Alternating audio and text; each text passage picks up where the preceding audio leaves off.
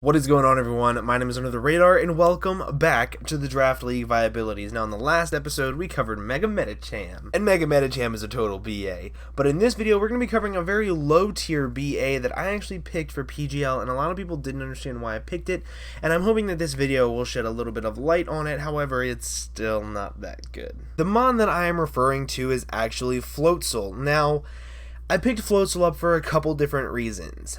It has a very good speed stat of 115, therefore it outspeeds the likes of the Lottie Twins, Garchomp, Landos, the base 100 Megas, and things of that nature, which makes it pretty unique.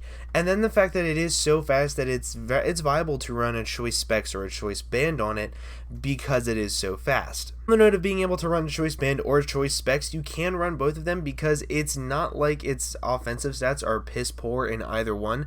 Base 105 in attack and 85 in special attack is not that bad, and it has access to pretty decent coverage on both sides. The coverage on its physical side is much better than its special side. Its special side is mainly Scald, Ice Beam, and then basically only hidden powers. So it's really not that especially offensive, but it can be if your opponent is very weak to it.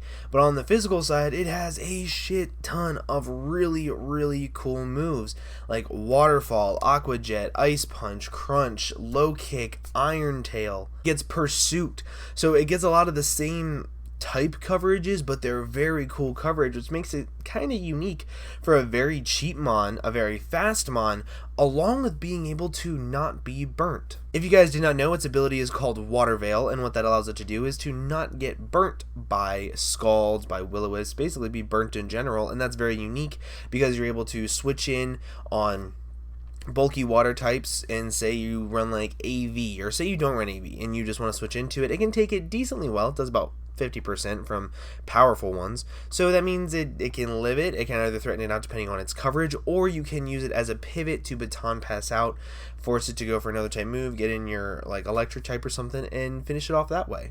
Speaking of baton pass, this does have a pretty cool, unique support moveset. In Baton Pass, it gets Switcheroo and it gets Taunt, so it can kind of sort of help out against things like Suicune, things like Slowking, to taunt them and prevent them from setting up, or it can just hit them very hard with the Crunch like Slowking. Also, being able to Switcheroo a Choice Scarf onto a mon can really cripple it, and that's very important.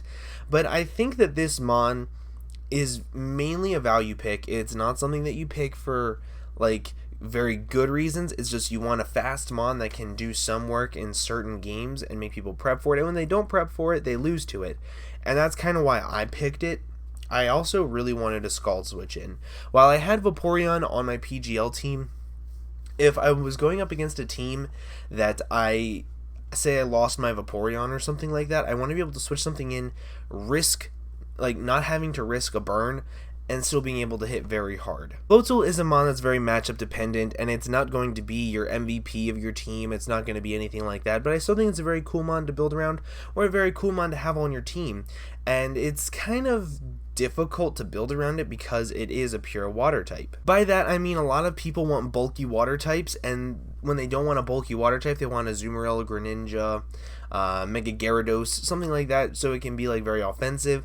This is neither one of those, so when you put it on your team, you're basically adding an electric weakness, adding a grass weakness, and not doing a whole lot for your team aside from that.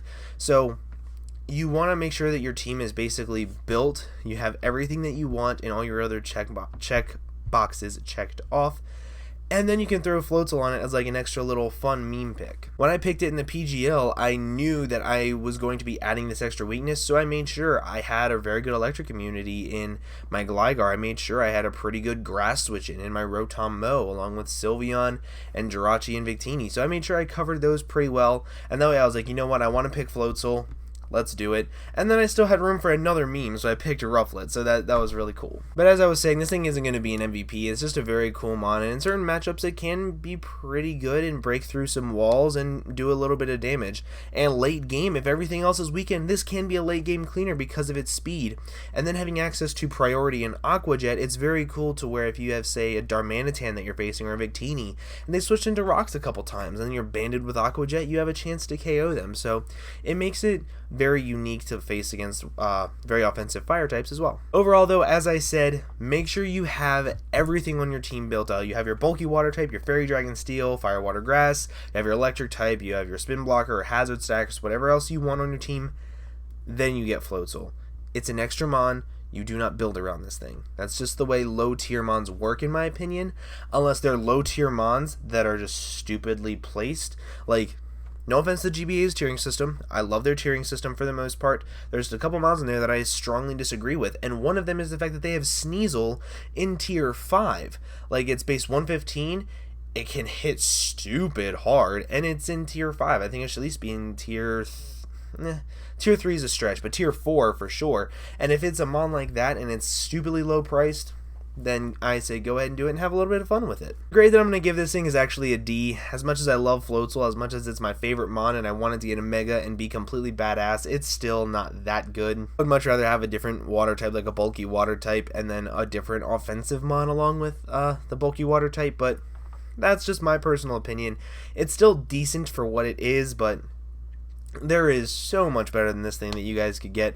But if you do want this thing, make sure you have your entire draft finished and you're happy with it before you get this thing, because you don't want to pick it up and then be like, wow, I hate this thing and I hate my team, so now I have to drop everything just to get something I want. That happened to me in PPL D1 Season 3, and I can tell you from experience that it's not fun and it's not a good feeling, and it really makes me feel like a crappy competitive battler. But that is going to be my analysis on Floatzel. There's not much to say about it, it's pretty one-dimensional. However, it's still fun to use. It's fun to use low-tier mons in formats where you can face something like an Aegislash. But always remember, guys, that when you're drafting, this whole thing is about fun. So use what you want to use no matter what I say on any of these videos. And if it helps you out, I'm very happy, and I'm very glad that you guys are still watching this series. If you guys did enjoy, make sure you leave a like down below before you go. Also, make sure to go down to the comment section and leave me a comment letting me know what you guys think. I'm dying and my throat is killing me for some reason right now.